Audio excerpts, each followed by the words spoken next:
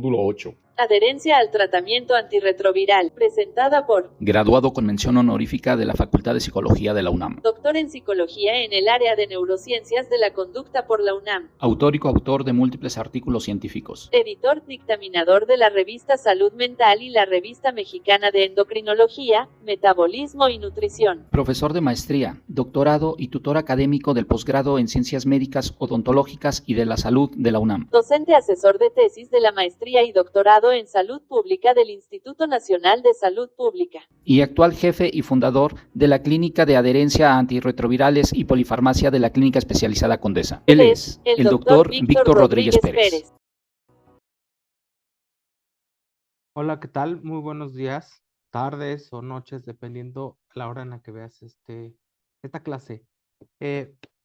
Vamos a hablar del módulo 8 específicamente de aspectos relacionados con la adherencia al tratamiento antirretroviral. Y bien,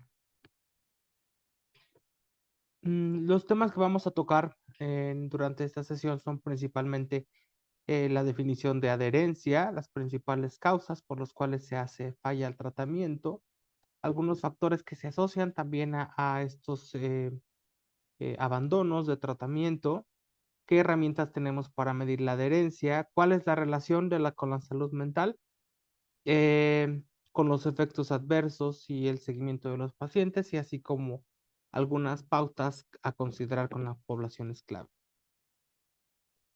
De entrada, tenemos que diferenciar entre los conceptos de adherencia y de cumplimiento. Para hacerlo un poco más entendible, digamos que el término de cumplimiento es lo que nosotros conocimos en la escuela como el concepto de adherencia. Sin embargo, desde el punto de vista de las enfermedades crónicas, el término de adherencia tiene que ver más con todos los factores que se relacionan para que la persona tenga o no un control en la enfermedad. Eso sería la adherencia.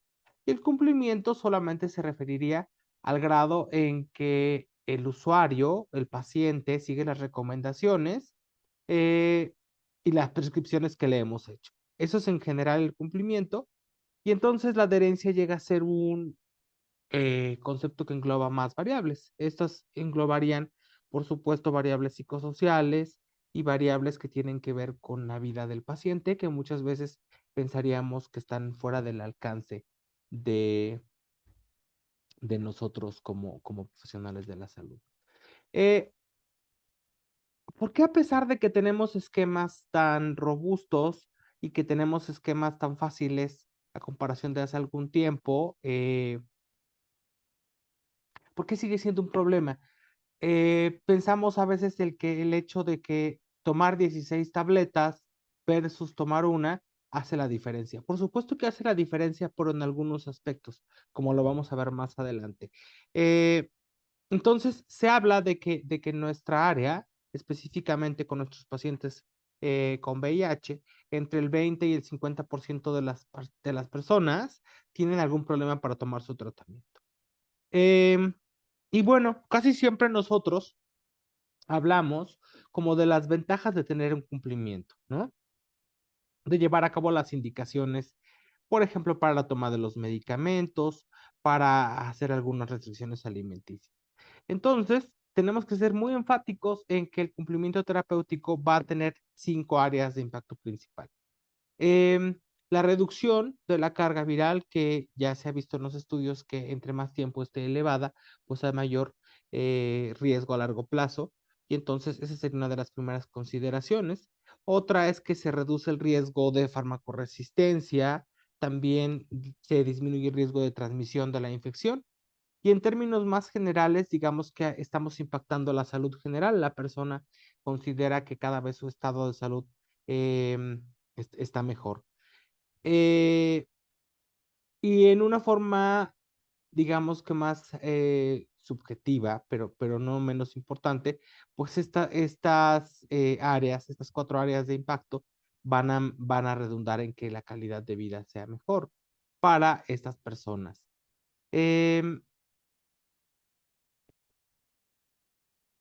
Entonces tenemos continuo, le llamo continuo porque tiene dos extremos, en donde tendríamos a las personas que llevan un tratamiento exitoso, que supieron bien llevar el tratamiento y la enfermedad, porque son dos procesos diferentes. Tal vez en otra ocasión van a hablar sobre eso, pero el proceso de aceptación de la enfermedad va a ser muy distinto al proceso que se lleva con la adherencia. ¿Por qué? Porque puede haber alguien a quien no tenga mayor inconveniente con el tratamiento, pero sí puede tener muchos problemas con la aceptación del diagnóstico y al revés. Entonces, eh, entre estos dos extremos, normalmente nos podemos mover cuando estamos viendo un paciente, máxime porque es un paciente crónico, o sea, no lo vamos a ver un año y le vamos a dar de alta, ¿no? Entonces, una serie de variables de la vida propia del paciente, de los cambios de esquemas, de todos los factores que estén relacionados con el tratamiento, que los vamos a ver un poco más adelante, van a hacer que estemos en estos dos continuos.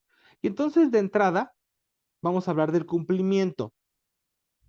El cumplimiento, es decir, la toma del medicamento tal y como se le indica, pues los problemas que podemos tener versus la diapositiva anterior donde decíamos la reducción vírica, el impacto en la calidad de vida, vamos a tener lo contrario. Tenemos que, podemos provocar una inadecuada potencia del tratamiento antirretroviral, que se ve más o menos en el 0.4% de los casos que llegan a tener una falla virológica, ¿no? Eso se debió a una inadecuada potencia del tratamiento antirretroviral. Sobre todo esto lo veíamos cuando teníamos esquemas que eran de varias tabletas, en donde, por ejemplo, era tomarse eh, una tableta azul y dos amarillas, ¿no? Y entonces a veces se confundían y se tomaban dos tabletas azules y una tableta amarilla, y eso provocaba que tuviera una inadecuada potencia el tratamiento antirretroviral y producía algún tipo de alteración. La falta de adherencia al régimen terapéutico, y aquí hago especial énfasis en aquellos esquemas que podrían tener muchos comprimidos o que tenían muchos efectos secundarios, básicamente, y algunos factores propios del usuario y del paciente. Defectos en la absorción del fármaco cuando puede haber alguna enfermedad gastrointestinal y las interacciones farmacocinéticas que cada vez son más comunes. Me refiero por la polifarmacia y porque los pacientes van a evolucionar con respecto a la edad y entonces a más edad probablemente van a requerir de más tratamientos. Estos factores mezclados a su vez llevan a que haya una baja concentración plasmática del antirretroviral y esto a su vez hace que se incremente la replicación del virus y se puede replicar virus ya con mutaciones. Específicamente lo que hemos visto en México, al menos es con los mononucleósidos, ¿no? En el caso del tratamiento con tenofovir, emtricitabina y efavirenz, que ya tenemos un porcentaje de mutaciones importante y muchas veces en personas naive y que no han estado expuestas a ningún otro tipo de tratamiento, salvo a un virus que ya ha estado mutado. Eh, y en general, pues lo que va a llevar a la falla virológica es que entonces se va a seguir replicando, ¿no? Cepas de VIH con ciertas mutaciones y que ya fueron resistentes al tratamiento que la persona estaba teniendo, perdón, por consiguiente, un incremento importante en la carga viral.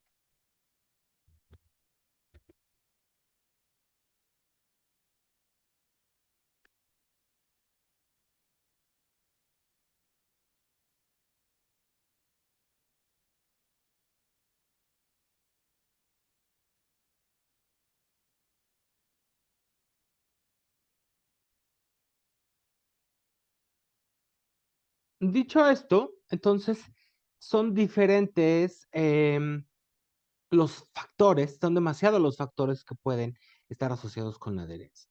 Entonces, la cosa se empieza a complicar porque entonces no solamente vamos a ver cumplimiento, que es cómo se toma el medicamento y cómo siguen las indicaciones, sino que va a haber factores que la OMS, aquí se los pongo, nos propone ya desde el 2000, cuando la esperanza de vida se incrementa mucho, sobre todo porque ya teníamos disponibles antirretrovirales para antirretrovirales como terapia altamente activa, con un logro importante en la supresión viral y entonces se vio que había otro tipo de retos, ¿no? Dentro de ellos que eran personas que iban a vivir más tiempo, a diferencia de lo que se tenía antes, con una serie de factores que van a estar impactando de una manera importante la adherencia y la supresión del virus, por así decirlo. Entonces, es normalmente como la OMS te sugiere que los evalúes son de la siguiente forma: relacionados con el paciente, relacionados con el tratamiento, relacionados con la enfermedad, relacionados con el sistema de atención sanitaria y socioeconómicos. Cabe mencionar que esa es una forma que se estandariza para ver entre las diferentes enfermedades cuáles serían las diferencias que hay, pero hemos ido trabajando por hacer un poco más afinado esto con respecto al área de VIH y saber qué diferencias podría haber. Por ejemplo, aquí vemos que en los factores relacionados al sistema de atención, la queja más común que vemos en las personas con VIH son barreras administrativas. Esto quiere decir todo aquello que tiene que ver con documentación, em, documentación y requisitos administrativos, básicamente. Ese sería el factor más común, al menos de lo que se ha explorado en México también. Otro puede ser instrucciones poco claras del personal a cargo. La ya muy ninguneada relación médico-paciente, porque creo que cuando hablamos de esa relación médico-paciente son una serie de factores, ¿no? Muy distintos, que por supuesto que impactan en la adherencia, pero que si lo evaluáramos de forma aparte como la adherencia, incluye otros más factores. Condiciones laborales, ¿no? Como el espacio que tengamos, como el tiempo que tenemos para ver a nuestros pacientes, que eso también es un factor decisivo. Eh, el desgaste del tratante, eh, sabemos que está este síndrome del quemado, sobre todo en aquellas personas que llevan ya mucho tiempo trabajando en esta área o que por alguna razón o factor, pues emocionalmente no están dispuestos a tener la atención al 100% en su trabajo. Muchas veces de estas causas y factores no somos tan conscientes. Por eso es muy importante que en ese tipo de pláticas pues podamos ver más allá en nuestro día a día, qué está pasando. Factores relacionados con la enfermedad, como la comprensión de conceptos clave, específicamente en VIH, como carga viral y CD4, ¿no? Que todavía me ha tocado ver a muchos pacientes que están en falla que me dicen que los CD4 son los que tienen que bajar y la carga viral es la que tiene que subir. Eh, que entiendan esa relación que hay entre el tratamiento antirretroviral y la viremia, ¿no?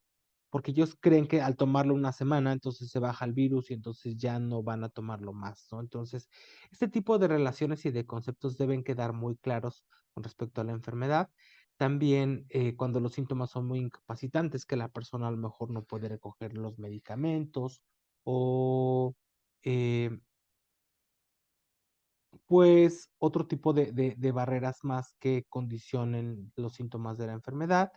Y es bien sabido que también los pacientes que inician tratamiento antirretroviral siendo asintomáticos, es decir, que la infección se descubre por hacer un escrutinio en general, eh, son las personas que tienen mayor riesgo de abandonar el tratamiento debido a que pues no perciben que la sintomatología que tenían previamente ha disminuido debido a que justamente iniciaron como personas asintomáticas. Em, el factor más importante relacionado con el paciente son las creencias acerca de su tratamiento. Siempre que yo les comento a mis alumnos de qué pensaban las personas en un inicio, cuando yo llegué a trabajar hace 12 años a VIH, y lo que se tenía como idea general era que las personas, una vez que iniciaban el tratamiento, es porque estaban en sus últimos días. Y entonces, cuando una persona recibía la noticia de que iba a iniciar tratamiento antirretroviral, tenía una reacción emocional muy fuerte porque decía, son mis últimos días. Y entonces convencerlos de que este proceso no era lo que iba a pasar, pues costaba mucho tiempo convencerlos. Generalmente habría que esperar la primera carga viral post inicio de tratamiento para trabajar esta parte de B, cómo se está funcionando, cómo los síntomas han disminuido, etcétera. Pero sí, de los factores relacionados con el paciente, las creencias es el más importante. También cuando se utilizan otro tipo de terapias alternativas, inclusive algunas de ellas que podrían afectar la absorción del tratamiento antirretroviral, la toma subóptima del tratamiento, ¿no? Como no tomarlo los fines de semana, como partir por la mitad las tabletas que no se pueden partir, comorbilidades, sobre todo del área mental, ya lo vamos a ver un poco más adelante, como el área mental es súper importante. Consumo de sustancias, que también son de los factores que más se asocian con la pérdida de seguimiento de los usuarios. Eventos estresantes de vida como divorcio, pérdida del empleo, pérdidas familiares y algunos que se dedican a cuidar a algún familiar, ¿no? Que eso ya lo he comentado en algunas situaciones en donde las personas empiezan a vivir un proceso por cáncer de la pareja o de la mamá o de la hermana y entonces dejan el tratamiento por dedicarse a este tipo de cuidados. Y los efectos adversos que, aunque ya lo he tocado en esta plática, hemos trabajado mucho y se ha avanzado demasiado en las terapias que se le pueden ofrecer actualmente a las personas que viven con VIH, todavía siguen siendo un reto, sobre todo aquellos que tienen que ver con el área neuropsiquiátrica, que parecería que esos han llegado para quedarse. Ahora, ¿qué factores van a afectar directamente? Ahora sí, ya tenemos al usuario, ¿no? Vimos que hay factores generales, ¿no? ¿Qué factores se ha visto y nos han dicho que las personas lo ven como unas barreras para el tratamiento? Cuando yo me refiero a afectación, la afectación puede ser hacia arriba o hacia abajo. Entonces, por eso quisiera mencionarlo más como impacto en la adherencia. Eh, lo pongo aquí en rojo porque la terapia antirretroviral que se seleccione, la manera en que se explique y la manera en que se haga esta alianza con el usuario una vez que inicia el tratamiento es sumamente importante, ¿no? Que la persona vea que le están dando un tratamiento que le es útil, que es un tratamiento que le va a servir, que es un tratamiento que podría ser cómodo y con una serie de características que nosotros le vamos a explicar. Por eso es sumamente importante esta cita donde vamos a iniciar el tratamiento de primera vez. Eh, Como a veces no hay el tiempo, al menos en esta unidad desde la que yo les cuento mi experiencia, que es la Clínica Condesa, hay un servicio que se llama Clínica de Adherencia y en este servicio, acto seguido, una vez que tienen el tratamiento en su mano, el siguiente paso es que la persona pase a saber, ¿no? De qué se trata su tratamiento, ¿no? Y ahí les explicamos las características del tratamiento, le pedimos que abra la caja, que saque una tableta, que la tenga ahí, que la huela, para que la persona vea que es algo que podría tener, que podría ser parte de su vida y que hay que buscar la manera de hacerlo parte de su vida, que ese es el siguiente factor de importancia, el estilo de vida. Más adelante lo vamos a ver. También, ya parezco disco rayado con lo de más adelante, pero se los prometo que en las siguientes diapositivas eh, hay algunos esquemas que se facilitan más para las personas que trabajan versus las personas que están en casa, por ejemplo. Y entonces hay que especificar qué indicaciones podrían ayudarle, recordando y haciendo hincapié en que las indicaciones no son genéricas, sino que hay que hacer una adaptación para cada uno. Mm, Después vienen los aspectos cognitivos y emocionales, es decir, qué siente y qué piensa la persona de tomar tratamiento antirretroviral. Eso es muy importante. ¿Y cómo se ve esta persona tomando el tratamiento en un entorno laboral, social, familiar, etcétera? Y esto lo comento porque hay personas que llevan 20 años tomando tratamiento antirretroviral y que su familia y sus parejas lo saben. Entonces, por eso es muy importante evaluar esa parte, ¿no? No es lo mismo tomar el tratamiento a escondidas que tomarlo a cualquier hora del día sin que haya ningún otro tipo de observación. No menos importante, el estado de salud es el siguiente en importancia, es decir, ya tocamos lo de los asintomáticos, ¿no? En teoría, entre más síntomas se inicien y la persona vea más mejoría, va a ser mayor el grado de adherencia que tenga. Y por último, factores que tienen que ver con el contexto social, ¿no? Que la persona tenga para acudir a las consultas, para acudir por su tratamiento y la violencia. Al menos desde la experiencia que yo tengo, la violencia de pareja y la violencia doméstica puede ser uno de los factores que interrumpa el tratamiento antirretroviral, aunque no sea directamente una variable orgánica, una variable que tenga que ver digamos que con la voluntad de la persona, porque a veces están en este tipo de relaciones sin tener propiamente esa voluntad. Y todos los factores que tienen que ver con los servicios de salud, inclusive la relación médico-paciente. Entonces, les decía yo, de lo que nos propone la OMS a lo que nosotros podemos resumir como aquellos factores que más afectan, consideramos que podemos tener una mejor acotación para poder hacer una evaluación de estos 6 rubros en nuestros pacientes. Y entonces dijimos que el factor relacionado con el tratamiento, ¿no? Va a ser de los que más real se tengan. ¿Por qué? Porque ya sabemos que los regímenes complejos son aquellos que tienen mayor probabilidad de ser abandonados.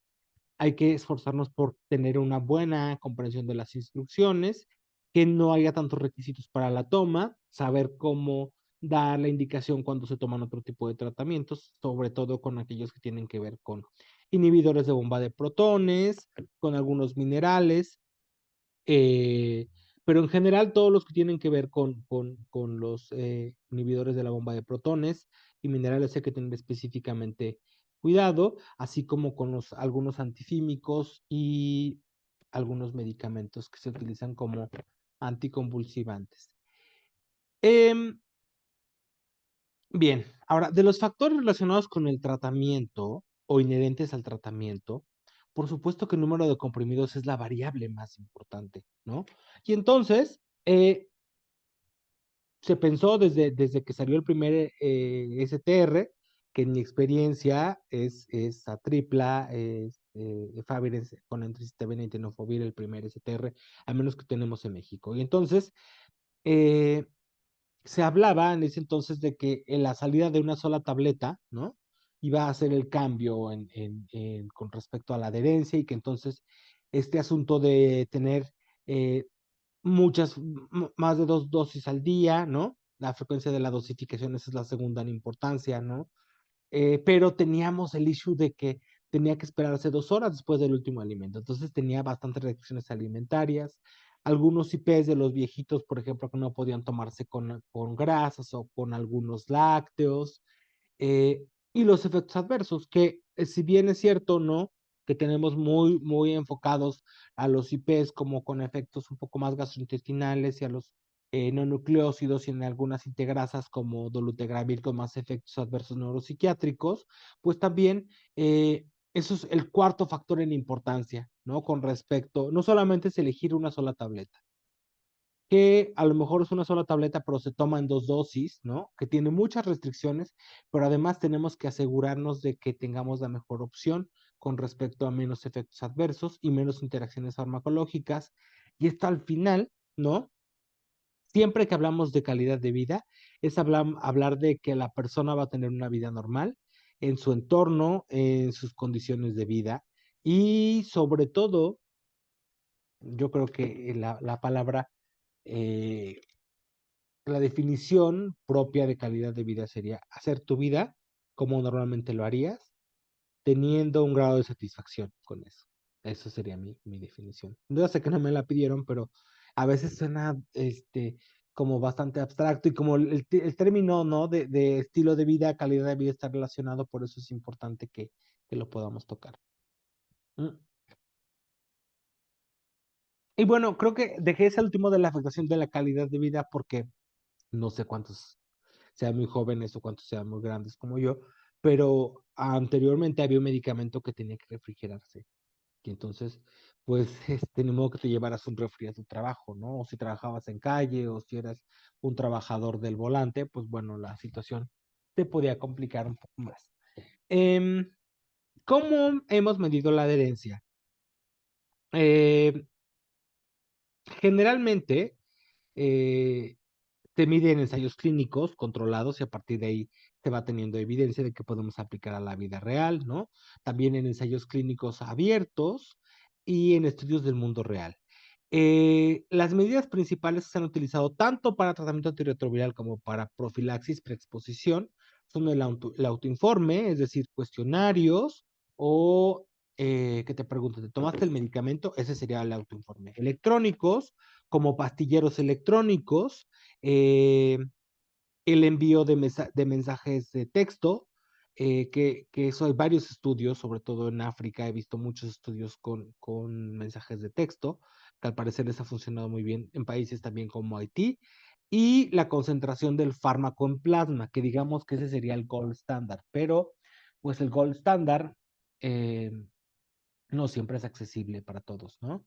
Eh, y se ha estudiado, pues, qué tanta relación tienen esos autoinformes con la concentración plasmática del tratamiento, ¿no? Del antirretroviral. Eh, en general, se ha visto que con un cuestionario que se llama BIPAD 24, que evalúa las conductas de adherencia con respecto al VIH, más o menos hay un 90%, ¿no? De relación con conceptos como el contenido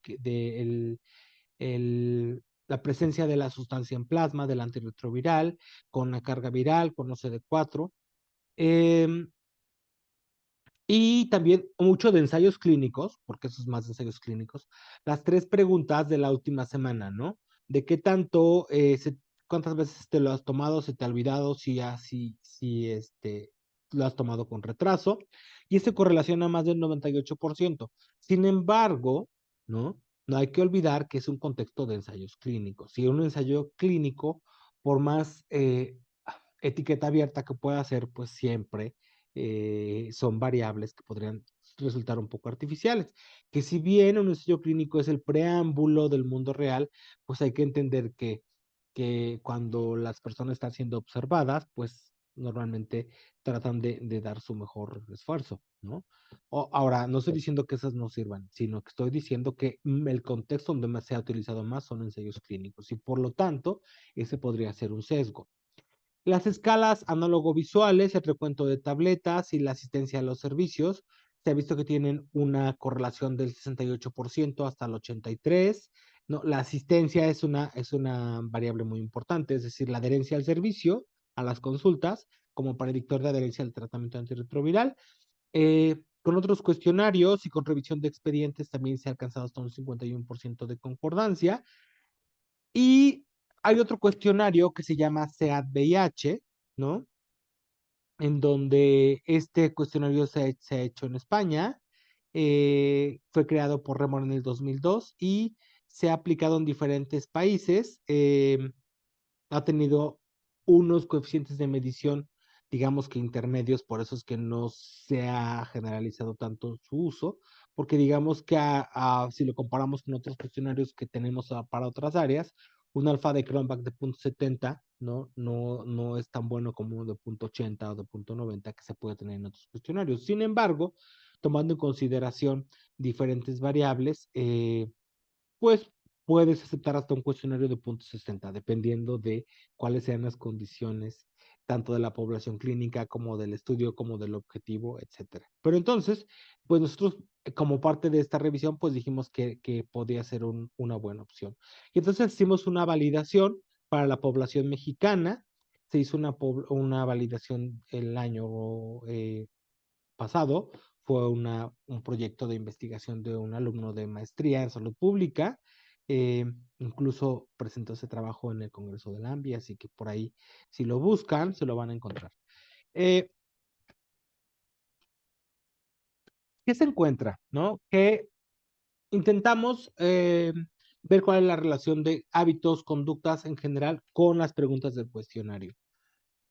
Encontramos que solamente el 53% de las personas recuerdan el nombre del medicamento que toman, o sea, solo la mitad. Que eso es algo que entonces tenemos como parte de las intervenciones, ¿no? Hay que decirle a la persona que se tiene que aprender el nombre. El 60% de las personas han dejado de tomar el medicamento al menos un día. Y el 63% usa alguna estrategia para recordar la toma del medicamento. Entonces, quiere decir que esas 60% de las personas, pues lo que sucedió fue que no utilizaron su estrategia ese día y por eso se les olvidó. Em, las preguntas, como se han, digamos que analizado, son de la siguiente forma. Dejo de tomar el tratamiento antirretroviral por sentirse mejor en la última semana, ¿no? Que esa es una de las principales causas. Así de ya me siento bien, pues ya no me lo tomo, ¿no?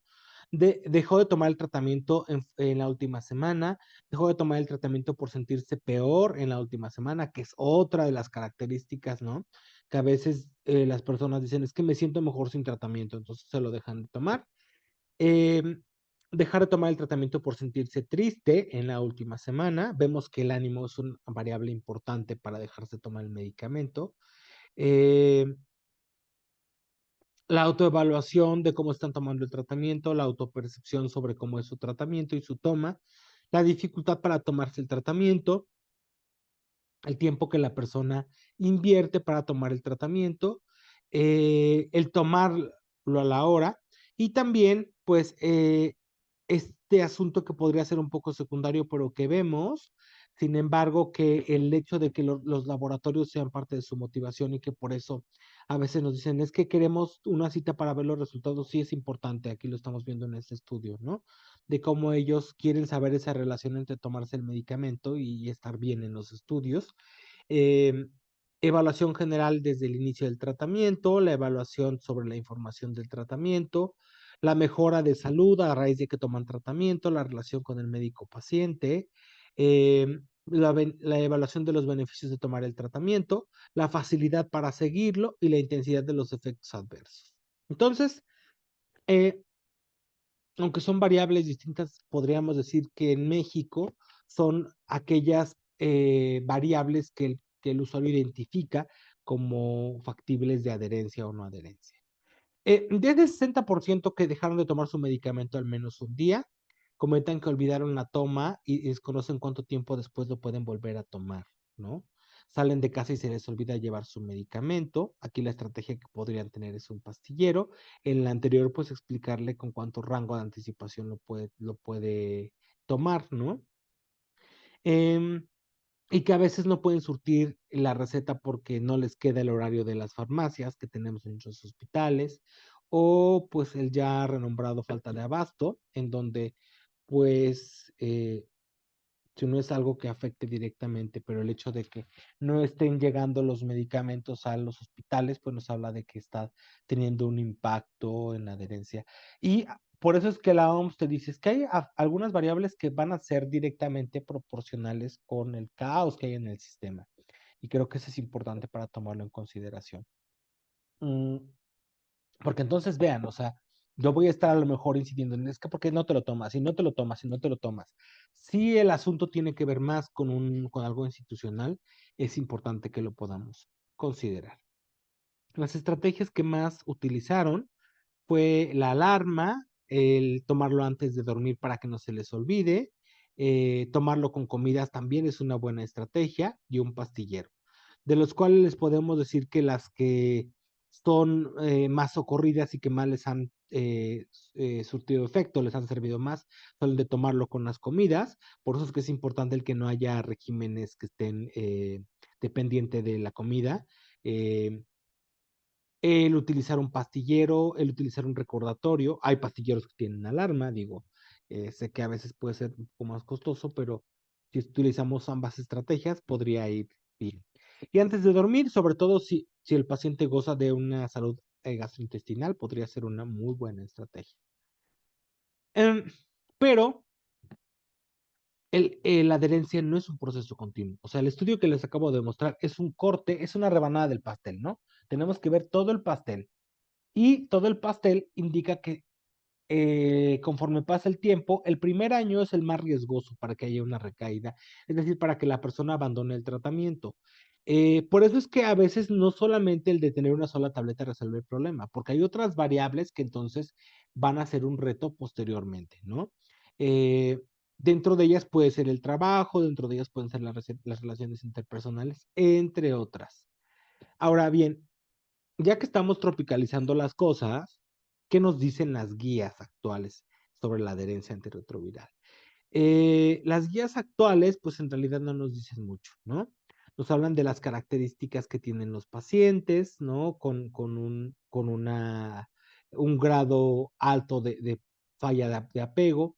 cuáles son las actitudes y el personal de salud, ¿no? ¿Cuáles serían las principales causas por las que el personal de salud podría hacer que abandone un tratamiento? Bueno, al menos ya reconocemos que nosotros podemos ser de los factores que pueden llegar a causar alguna falla y que abandone el tratamiento nuestros pacientes y también pues sigamos tocando el factor relacionado con el tratamiento. Entonces, mismo la guía trabaja en factores que tienen que ver con el usuario, con factores del personal y con factores del tratamiento.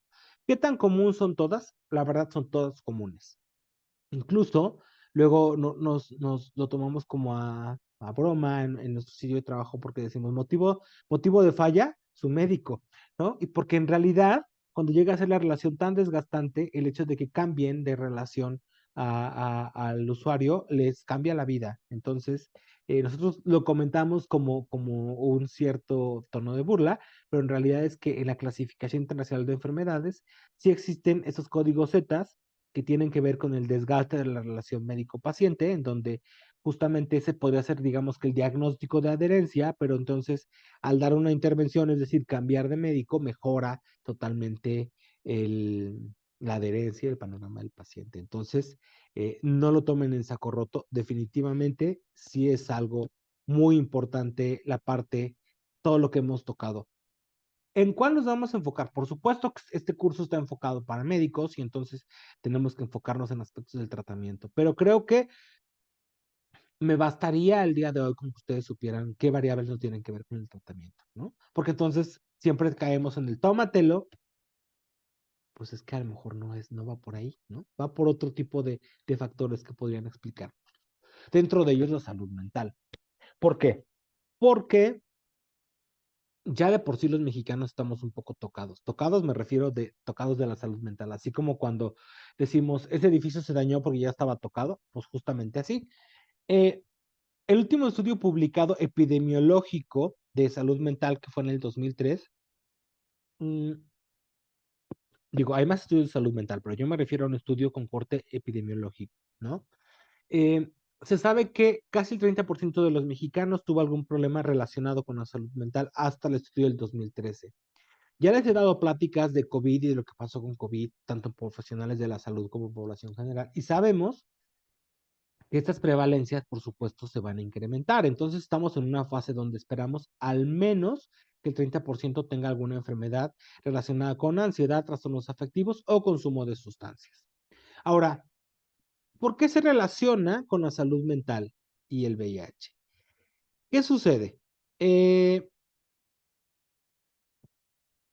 Es un estresor, como si me dijeran que tengo diabetes o una cardiopatía, etcétera. Y entonces el estrés, conforme está viviéndose el diagnóstico y el inicio de tratamiento, va a estar produciendo síntomas, ¿no? Que al principio podrían ser como de ansiedad, ¿no? Cambios como en la frecuencia cardíaca, cambios en la tensión arterial, cambios en la tensión muscular, que es digamos como estar como tensito, como estar como estresado. Posteriormente, si el estresor se incrementa y si el estresor continúa, va a haber síntomas un poco más de cansancio, de apatía, ¿no? Y después, si continúa en cronicidad, tanto el estresor y que va a continuar, el virus no se va a ir, ¿no? Como quedamos, es el ejemplo que estamos tomando, pues van a venir más síntomas y las características principales pueden ser de tipo depresivo, y con agotamiento. Como esto que les decía yo de los quemados, ¿no? Es cuando el estrés que se ha producido en el trabajo es tal y las condiciones de trabajo son tal que la persona llega a manifestar esos síntomas, aunque la persona no los verbalice como tal. Entonces, ya de entrada, el simple hecho de vivir un diagnóstico por VIH va a ser una causa para que la salud mental esté afectada. ¿Cómo? Porque reaccionamos con estrés agudo, algunos con un síndrome adaptativo, con un trastorno adaptativo o ajuste que ahora se le llama en el CIE-11, y estos síntomas de ajuste son físicos sobre todo, ¿no? Es donde el cuerpo, estos síntomas de ajuste se relacionarían con la fase de resistencia del estrés, ¿no? En donde estos cambios el cuerpo hace son como para adaptarse, ¿no? Va a haber mayor irritabilidad, va a haber problemas para conciliar el sueño, para sentirse motivado, menos paciencia, llorar sin explicación, y algunos llegarán a tener como ataques de pánico. Estos son cuando se está dando ese ajuste. Por eso es muy importante que podamos tener eh, la sintomatología y el tiempo que puede durar, ¿no? Por ejemplo, este ajuste no puede durar más de 6 meses, ¿no? Si la persona sigue enojada y llorando en más de 6 meses, entonces esos síntomas podrían ser explicados por otro diagnóstico que tendríamos que buscar de manera intencionada. Em, y pues bueno, a esta fase de estrés le aunamos, ¿no? O sea, ya está el cuerpo afectado por la vivencia de tener una enfermedad crónica, ya estamos en fase de estrés y nos enfrentamos a toda la estigmatización. Cierto es que se ha avanzado mucho, ¿no? Pero se ha avanzado mucho en el conocimiento médico científico de la enfermedad. En la parte psicosocial y en la parte que tiene que ver con los derechos humanos, no se ha avanzado mucho. De tal manera que siguen pidiendo pruebas para VIH para los trabajos, por ejemplo, ¿no? Incluso en las residencias médicas les hacen pruebas de VIH. Eh, en pocas palabras, el hecho de que la ciencia por sí misma en el VIH haya sido de las principales causas que nos llevaron a este tipo de estigmatización, pues bueno, eh, nos deja claro de que la infección, ¿no? Tenía como objetivo denostar a aquellas personas que eran en ese momento susceptibles de la infección, ¿no? Y como se le llamó, la enfermedad de las 4 Hs, ¿no? Homosexuales, haitianos, heroinómanos o consumidores de heroína y hemofílicos. Mm, Y pues los medios de comunicación masiva pues tampoco ayudaron en esta estigmatización. ¿Por qué tocó este tema? Porque el estigma y la discriminación son las principales causas de abandono de tratamiento y de la salud mental en el paciente con VIH. Y lo voy a explicar un poquito más a detalle.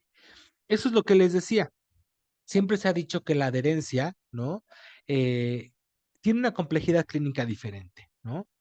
Y vemos una discrepancia muy fuerte porque tenemos todavía problemas de adherencia con una sola tableta. ¿Por qué?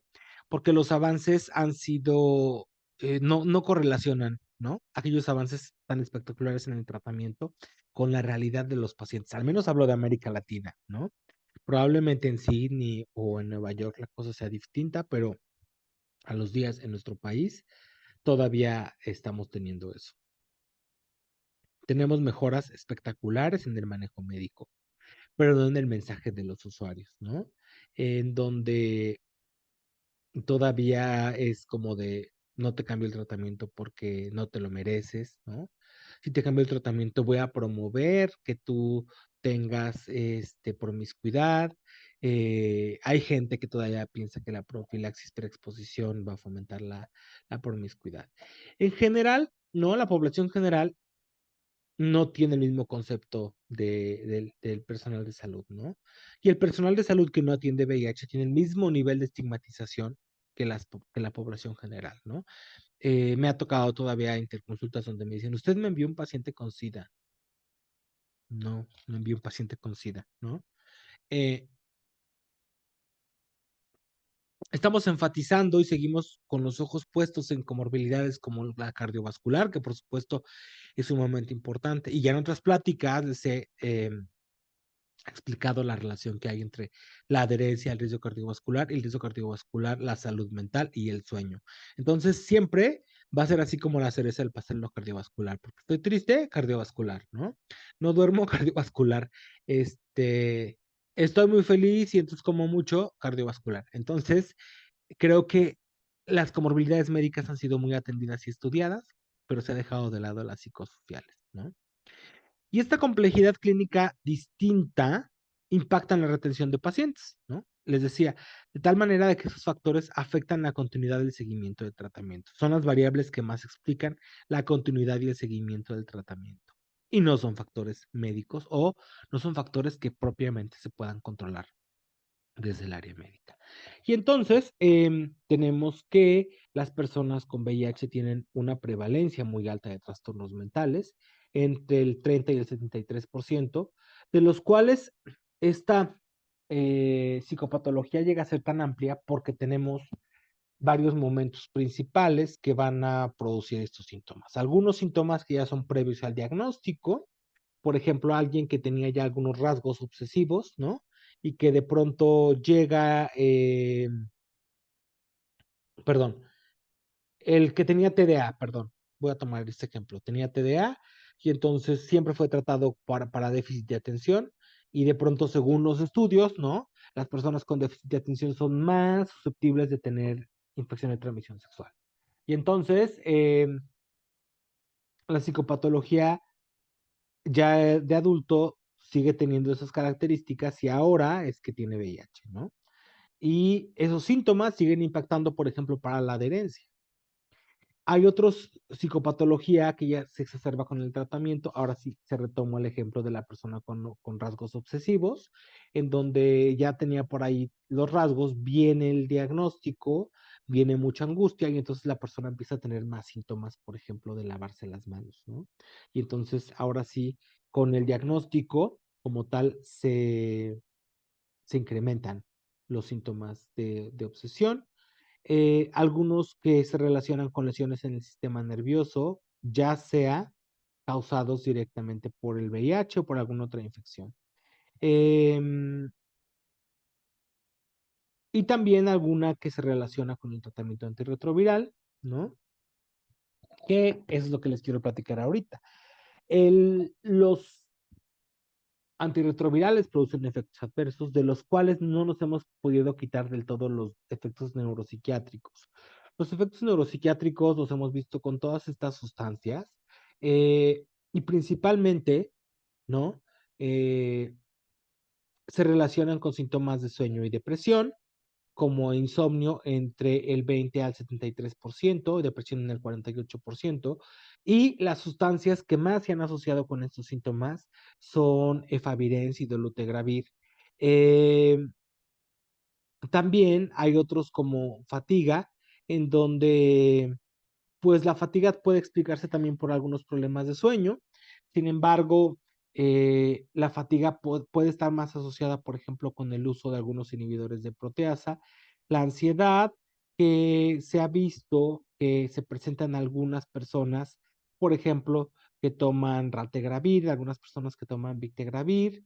Disfunción sexual, en donde lo reportan como un síntoma y que lo consideran dentro de la esfera neuropsiquiátrica porque consideran que las personas que tienen más ansiedad son aquellas personas que pueden tener mayor disfunción sexual y sobre todo porque hubo en alguna época donde todavía era muy común ver lipodistrofia, ver algunos cambios en la anatomía de las personas y entonces eso empezaba a producir algunas alteraciones en la imagen corporal. Entonces, el asunto con esto es que no podemos decir que haya un antirretroviral que salga check, ¿no? Que todo diga no causa ningún efecto adverso. Ahora bien, tenemos el reto de diferenciar qué tanto esos efectos se explican por el uso de tratamiento solamente o también pueden ser parte de este efecto estresante del inicio de tratamiento que podríamos ver. Eh, y decimos, bueno, le damos el tratamiento y va a mejorar, ¿no? Podríamos pensar que ese sería uno de los factores que nos podría ayudar. Sin embargo, en estudios recientes, ¿no? Hemos visto que la población sigue teniendo quejas de salud mental a pesar de haber tenido ya más de un año con inicio de tratamiento. Entonces, ya más de un año con un inicio de tratamiento antirretroviral y presencia de síntomas, tendríamos que evaluar cuál podría ser otra variable que explique en ese momento la salud mental. En este estudio, en el que participaron 258 personas en Inglaterra, del junio 19 a enero del 2020, evaluaron síntomas de insomnio, de ansiedad, de depresión, datos demográficos, ¿no? Como ingresos, como escolaridad, historial de uso de sustancias, comportamientos sociales, eh, incremento de conductas de riesgo, en general, aceptación de la enfermedad y adaptación con el VIH. ¿Qué se encuentra? Pues que el 32% de las personas tuvieron un porcentaje de moderado a severo de ansiedad, que desde el punto de vista de los psiquiatras, eh, síntomas de moderados a severos de ansiedad en personas que tienen una enfermedad de base casi siempre se decide por un tratamiento farmacológico debido a que podría tenerse como antecedente esa enfermedad de base y que podría ser más fácil que progresen los síntomas y por lo tanto deciden iniciar tratamiento farmacológico de una manera eh, más temprana versus a población que no tiene una enfermedad de base. Afectan más a las mujeres eh, y el 30% de las personas que estuvieron más afectados por síntomas de ansiedad tenían tratamientos con regímenes con efavirenz y el 22% había perdido en promedio 2 o más citas por año, ¿no? Y el 12% reportaba un uso excesivo de alcohol. Em, con respecto al sueño, el 15% mencionó tener un puntaje alto que se relacionaba con síntomas de insomnio. Afectan más a las mujeres, también a aquellos que tenían un régimen con efavirenz, y el insomnio se asoció con más de 2 pérdidas de seguimiento, ¿no? En el seguimiento del paciente. Aquí no se reportó uso de sustancias para el insomnio, pero pues seguramente una persona con insomnio recurre a más de una sustancia, ¿no? Eh, con respecto a la depresión, el 33% tuvieron síntomas de moderado a severo. La observación con respecto a los síntomas de depresión con respecto a la ansiedad y el inicio de tratamiento farmacológico es similar. Se menciona que una persona con síntomas depresivos de moderados a severos, con una enfermedad de base, sería ideal que pudiera tener un tratamiento farmacológico. Eh, el 24% tenían un régimen con efavirenz y también un 22% había perdido en promedio dos veces por año alguna cita asociada a estos síntomas y el 13% reportan un consumo excesivo de alcohol. Em, entonces, no todo lo podría explicar efavirenz, ¿no? Como era lo que pensábamos anteriormente, ¿no? Que quitando efavirenz de los regímenes de tratamiento podríamos estar viendo cómo desaparecían ellos. Sin embargo, pues ya pasamos integrasas de la primera generación, ya pasamos integrasas de segunda generación y todavía seguimos viendo de manera importante estos síntomas en nuestras poblaciones. Y eso es en un país en donde la salud mental es parte primordial. Y en México no es que no lo sea, sino que tal vez que no habemos los suficientes número de personas para poder realizar más estudios. Y entonces hemos visto que la actitud que tienen los tratantes ante esos trastornos neuropsiquiátricos es muy importante, de tal manera que cuando la sensibilidad diagnóstica del tratante está más orientada hacia los síntomas neuropsiquiátricos, es, digamos que más factible que la persona pueda recibir atención. En este estudio español que se hizo con tratantes de VIH, se vio que el 80% se hicieron entrevistas, ¿no? Y el 80% consideró que había un subdiagnóstico de los trastornos neuropsiquiátricos, de los cuales consideraba que el 40% de las personas que habían visto tenían algún trastorno del estado de ánimo, el 35% trastornos del sueño, eh, y comentaron el 64% que no tenían la información suficiente sobre trastornos neuropsiquiátricos enfocados al VIH. Sabemos bien que si alguien va a estar como tratante de esta área, pues generalmente la formación va a estar más hacia el área de infectología. Sin embargo, vean, el 64% admitió no tener la información suficiente para poder hacer un escrutinio de trastornos neuropsiquiátricos. El 68% consideró tener una cierta sensibilidad diagnóstica ante esos trastornos, sobre todo ante la presencia de llanto de los pacientes o ante una petición específica. El 85% de las personas consideraron que dolutegravir estuvo asociado a síntomas neuropsiquiátricos de las personas que estuvieron encuestadas para este estudio y el 89% consideraron que estaba asociado más a efavirenz. Más o menos un 85% comentó que los efectos adversos neuropsiquiátricos de los antirretrovirales condicionan la elección de los tratamientos. Por lo tanto, el hecho de poder tener más opciones con menos efectos neuropsiquiátricos podría ser una muy buena opción, tomando en consideración, ¿no?, que el 64% de las personas consideran que no tienen una adecuada formación para los trastornos neuropsiquiátricos. Y el 52% consideró que no es fácil detectar los trastornos neuropsiquiátricos y pues que no hay herramientas, y consideramos que este es uno de los esfuerzos por tener herramientas e información precisa al respecto. Al final, consideramos que el estigma y la discriminación son de los factores que más afectan el seguimiento de los pacientes, el tratamiento y la salud mental, en donde en general las tasas que se ven de depresión son del 48%, de ansiedad del 28%, de insomnio entre el 29 y el 73%, y el riesgo suicida es 8 veces más.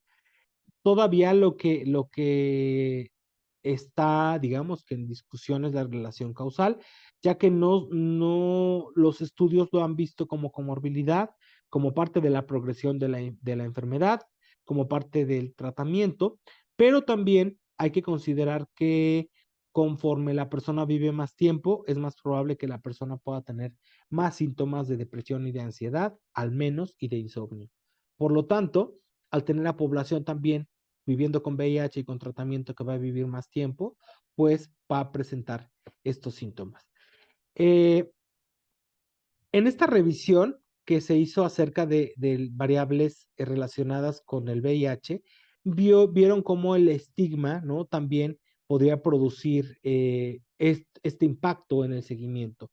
Se revisaron estudios entre el 96 y el 2013, estudios controlados de cohorte, casos y controles y transversales. En esos estudios se incluyeron síntomas depresivos, de distrés emocional, de distrés mental, ansiedad, afectación en la calidad de vida y de la salud física. También evaluaron apoyo social, adherencia al tratamiento, acceso y uso de servicios sociales y de salud, y también la presencia de conductas de riesgo. Encontraron que hubo 74 estudios en los cuales se presentaron asociaciones significativas entre el estigma por el VIH y mayores tasas de depresión, y menor apoyo social y menores niveles de adherencia. Por lo tanto, ¿no? Parte de lo que nos dice este estudio es que la persona con síntomas depresivos va a tener menor probabilidad de pedir ayuda, ¿no? Y entonces, si dentro de este cuadro depresivo también se afecta la depresión, entonces va a ser más probable que no detectemos algún problema de adherencia que pudiera afectarse por la depresión.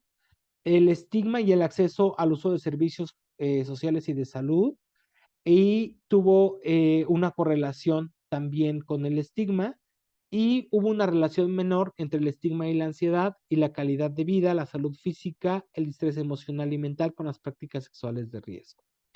Y encontraron una relación negativa entre el estigma y la salud, es decir, que a más estigma, menor percepción de estado de salud. Sí nos dejan como interrogante cuáles serían los mecanismos que podrían explicar esta relación que hay entre el estigma, la discriminación y la salud mental con la adherencia. Hubo otro estudio muy grande en donde se evaluaron a 6,859 pacientes, de los cuales 81% fueron hombres, 38% de color, 16% latinos, 32% heterosexuales, en este caso eran la minoría, y el 49% tuvieron menos de 50 años. En promedio, eh, se trató de un estudio longitudinal de una cohorte clínica multisitio de datos obtenidos entre febrero del 2016 y noviembre del 2018. Aplicaron una encuesta de estigma internalizado hacia el VIH, en donde 1 era totalmente en desacuerdo y 5 totalmente en acuerdo. Tomaron datos de laboratorio y datos demográficos de cada uno de los sitios. Encontraron en promedio una puntuación de 2 para estigma, que consideraron que eran personas que se percibían a sí mismos como estigmatizados, y encontraron una asociación entre la viremia de seguimiento con el estigma. Es decir, hubo una razón de momios de 1.16 entre el estigma, la presencia de estigma y la viremia de seguimiento. Es decir, estar indetectable o no estar indetectable. El estigma internalizado predice la viremia posterior, es decir, a través de síntomas depresivos y adherencia. Y entonces lo que nos dice este estudio es que el estigma va a hacer que la persona, aparte de que perciba más síntomas depresivos, va a disminuir su ejecución. De alguna forma, como que el estigma lo que hace es que la persona deje de hacer cosas. ¿Por qué? Porque se siente observado, ¿no? Y entonces, a sentirse observado y evaluado, es tal el temor de hacer alguna situación y una conducta que entonces la persona se inhibe y no lo hace. Y por lo tanto, si dejas de hacer cosas, dentro de ellas el autocuidado, el tener hábitos higiénicos, entre otros, pues va a tener un efecto directo en la adherencia. Ese estudio es muy importante, ya que, ay, no está la referencia, ahorita se las voy a poner más adelante. Se me olvidó poner la referencia. Y entonces, es de los estudios más importantes porque demuestra cómo el estigma a partir de síntomas depresivos va a afectar la adherencia y por supuesto, pues la carga viral es el indicador que tenemos nosotros de adherencia. Ya casi para terminar, vamos a ver el último punto que se refiere a la poblaciones clave. Una población clave se define como un grupo definido que por sus comportamientos específicos de gran riesgo presentan una especial susceptibilidad para contraer el VIH, independientemente del tipo de epidemia y de contexto local, ¿no? Porque hay epidemias generalizadas como en África, hay epidemias que están afectando más a grupos localizados, como en el caso de la epidemia en el resto del mundo. Esta población es clave, generalmente son hombres que tienen sexo con hombres, usuarios de drogas inyectables, mujeres trans, personas que ejercen trabajo sexual y privados de la libertad. El asunto es que esas son solo poblaciones clave. Y también tenemos otra población con factores de vulnerabilidad que, de acuerdo al Fondo Mundial de Lucha contra el SIDA, la tuberculosis y la malaria, son poblaciones que no son claves, pero que sus situaciones hacen que sean especialmente vulnerables, y específicamente quiero tocar el tema de las mujeres que viven con VIH. Las mujeres que viven con VIH son específicamente vulnerables por toda la violencia que pueden vivir. Y ya les decía yo en un caso anterior en donde la violencia que pueden vivir en el entorno puede ser un factor que imposibilite el que siquiera pueda acudir a sus consultas. Y por lo tanto es muy importante que, aunque el grupo de mujeres no están en la población clave, sí sean consideradas como una población que tiene factores de vulnerabilidad. Ahora, estos factores de las poblaciones clave producen un efecto que se llama sindémico o efecto sindemia. ¿Qué quiere decir esto? Es un complejo de variables psicosociales que, al interactuar con enfermedades que ya coexisten, en este caso el VIH, o enfermedades que se van a ir adquiriendo, van a hacer que estos factores sociales, ambientales, promuevan más los efectos negativos de la interacción de la enfermedad, ¿no? Por ejemplo, a lo mejor eh, esta persona ya va a tener problemas con la alimentación por los síntomas consuntivos por el VIH. Sin embargo, al ser una población clave, tiene más riesgo, ¿no? Por desnutrición debido al acceso a los alimentos. Y entonces, en este ejemplo que les di muy, muy breve, se puede aterrizar otro tipo de variables en donde se ha visto cómo el uso de sustancias es mayor en poblaciones clave y tiene un efecto más para adquirir la infección por VIH y también para abandonar el tratamiento. También el policonsumo de sustancias, sobre todo chemsex, y variables tales como la salud mental. En este caso, se ha visto como personas que han manifestado el deseo de suicidarse con consumo de sustancias y uso de alcohol excesivo también tienen mayor riesgo de adquirir VIH. Por lo tanto, cuando trabajamos con una población clave, tenemos que ver cuáles son esas susceptibilidades más. Por ejemplo, en este efecto sindémico, vimos que las poblaciones con VIH estuvieron consumiendo más sustancias para tener sexo. Y esto, por supuesto, incrementó el riesgo también de tener COVID-19 y también el riesgo actualmente de tener monkeypox. Y entonces, a eso se llama efecto sindémico, porque las poblaciones van a tener un mayor impacto por la pandemia de COVID-19 y también por la pandemia de monkeypox. Em, es importante visualizar estos riesgos porque la población con identidad o orientación sexual minoritaria puede hacer frente a su condición, pero al mostrar abiertamente su condición, puede tener un efecto más de situaciones discriminatorias que pueden resultar estresantes. Por ejemplo, lo que hemos visto en los últimos años es que poblaciones no binarias, ¿no? Al no tener ellos estas bienvenidas en diferentes grupos, ¿no? Incluido el acceso a los servicios de salud, pues puede tener este efecto más de verse afectado por estas variables.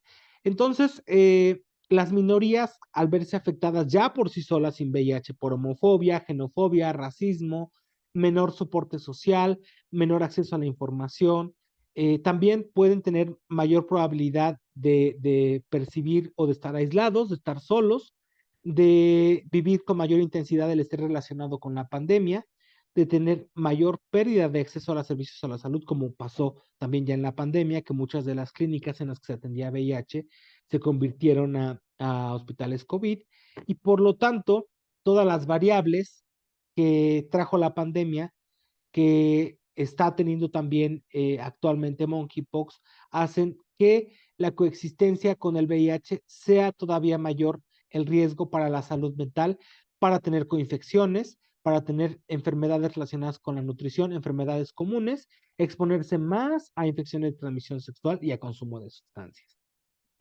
Eso es lo que en general explicaría esta teoría del efecto sindémico, en donde por eso es que te menciona que entre más variables se puedan sumar a este efecto sindémico, va a ser peor el pronóstico del usuario y del paciente. Por lo tanto, necesitamos intervenciones distintas en cada área de la adherencia, ¿no? Porque algunos van a tener problemas de adherencia por emociones negativas hacia el tratamiento, porque sus hábitos no le ayudan, o porque tiene información insuficiente sobre el tratamiento, o porque tiene enfermedades que van a hacer más complejo el tratamiento. Por ejemplo, si tiene diabetes, hipertensión y dislipidemias más el VIH, pues el tratamiento va a ser más complicado. Eh, y por lo tanto, sería importante que detectar a partir de estos algoritmos que les hemos sugerido, cómo podemos diagnosticar la adherencia para entonces poder intervenir en un factor. Lo que yo les decía, si la persona dejó el tratamiento por un evento estresante y yo resumo o como la intervención común te lo tienes que tomar, entonces realmente no estoy haciendo una intervención, porque la intervención, lo que esa persona en ese momento requeriría sería trabajar en el evento estresante. El evento estresante es lo que le está produciendo que no tome el tratamiento. Y entonces se tiene que gestionar cuáles son los riesgos que tienen las poblaciones clave, que como les decía yo, siempre van a haber mayores riesgos en general para la salud mental, para las infecciones y para las infecciones de transmisión sexual. Aquí les dejo cómo generalmente evaluamos los factores psicosociales de cada riesgo.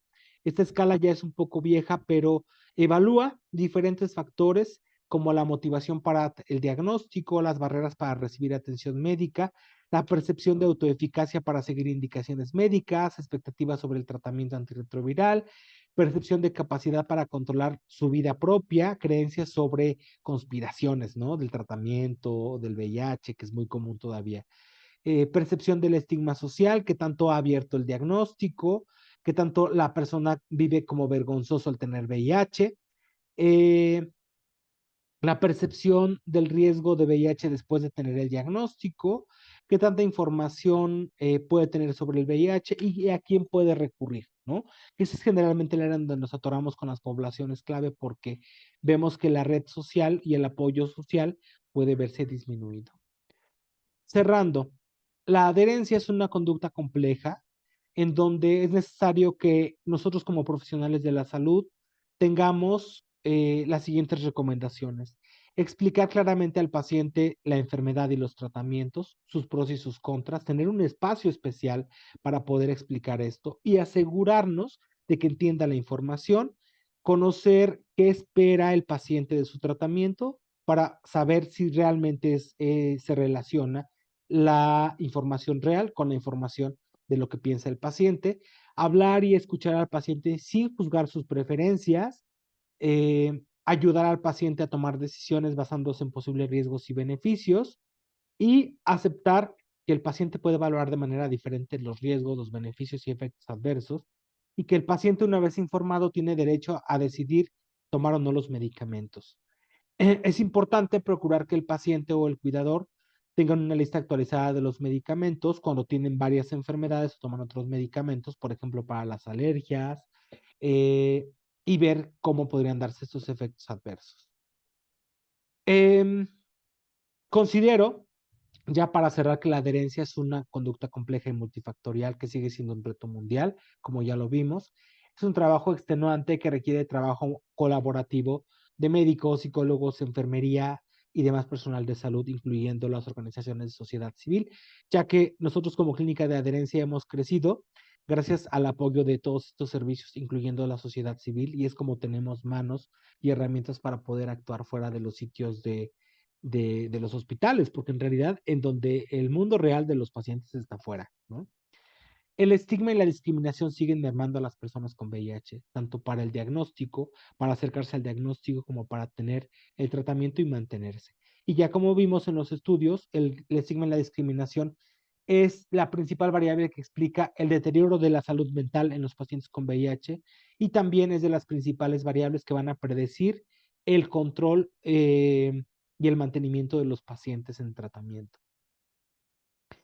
Se ha postulado que la salud mental es un factor sinérgico del riesgo para adquirir o morir por complicaciones de VIH, y aquí dimos como específico el caso de las poblaciones clave, ¿no? Que hay mayor riesgo de infecciones, mayor riesgo para la salud mental, mayor riesgo de consumo de sustancias y por lo tanto el pronóstico más desfavorecedor o desfavorecedor. Se requieren intervenciones psicosociales y personal capacitado para mejorar el bienestar y la calidad de vida, que al final la adherencia en términos cristianos y en términos generales estaría enfocados en mejorar el estilo de vida y la calidad de vida, y por supuesto que se requieren de aliados para interactuar sin prejuicios, y por eso es que el día de hoy estamos reunidos en esta sesión, que espero que haya sido de provecho. Muy buenos días, tardes o noches para todos. Éxito.